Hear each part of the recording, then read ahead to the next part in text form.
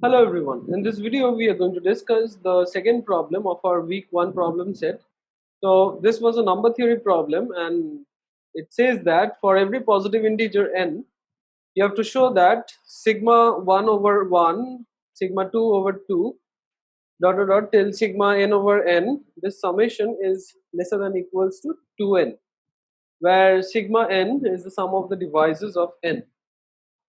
So we have to prove this, that summation of sigma I over I going from 1 to n is lesser than equals to 2n. And now the main thing of this problem is to find out what sigma I over I is. For a particular I from 1 to n, what sigma I over I is basically. So suppose if the divisors of I are d1,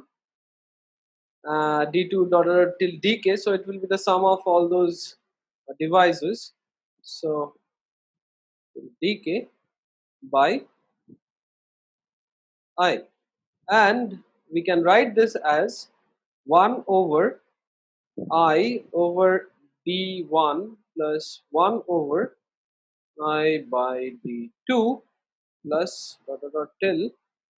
1 over I by dk. Now since d is a divisor, so that means d divides I, and this implies that I by d will also be a divisor of I. And so you see that here you have nothing but summation 1 over d, where d divides I. So let's take an example and see. Suppose if I take the number 10, then the divisors of 10 are 1, 2, 5 and 10.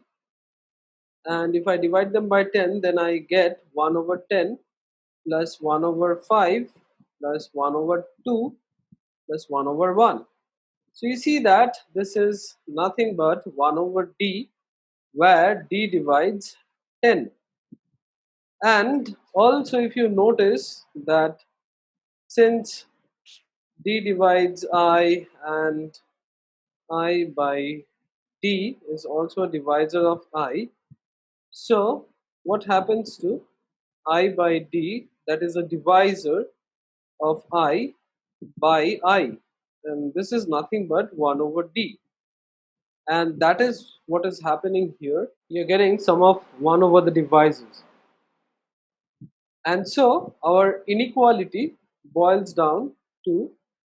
so each of those sigma I by I are nothing but summation 1 over d, where d divides I. So I can now write my inequality as summation,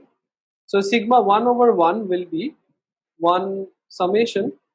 d dividing 1 over d,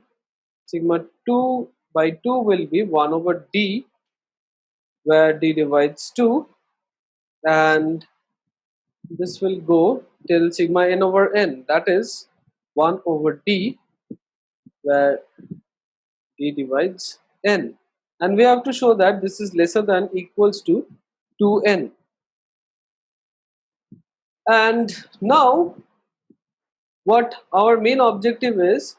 to figure out how many times 1 over d is occurring for a particular d. So the possible values of d can be 1, 2, 3 dot dot dot till n, because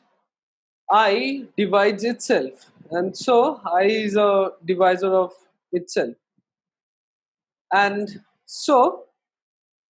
our sum, if we break the whole thing, will look something like 1 over 1, and there will be terms like 1 over 2, where 2 is a divisor, and 1 over 3 dot dot dot till 1 over n, but the number of times this divisor 1 is occurring, the number of times divisor 2 is occurring, so let that be ai. So a1 is the number of times 1 over 1 is occurring in the summation. In the summation means I mean this total summation, and let a2 be the number of times 1 over 2 is occurring in that summation, and similarly A3 be the number of times 1 over 3 is occurring, and an be the number of times a 1 over n is occurring, and we have to prove that this is less than equals to 2n. Now if you notice that, when will a divisor d occur? So whenever d divides some I, and in that sigma I over I, that will be basically 1 over d, where d divides I, so then that particular d will occur. So for example, if we take how many times 1 over 3 will be occurring, so basically for the numbers which are divisible by 3, there only 1 over 3 will occur. And so we need to figure out how many multiples of 3 are there from 1 to n, and that is basically floor function of n over 3. And for a particular divisor d, 1 over d occurs n by d, floor function of n over d. And so a1 is n over 1, the floor function of n over 1, 1 by 1. A2 is n over 2, the floor function of that, half. And a3 is floor function of n over 3, 1 over 3 plus dot dot dot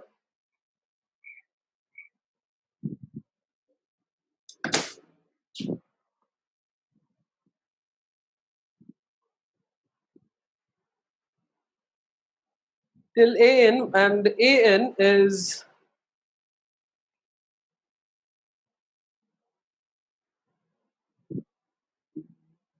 floor function of n over n,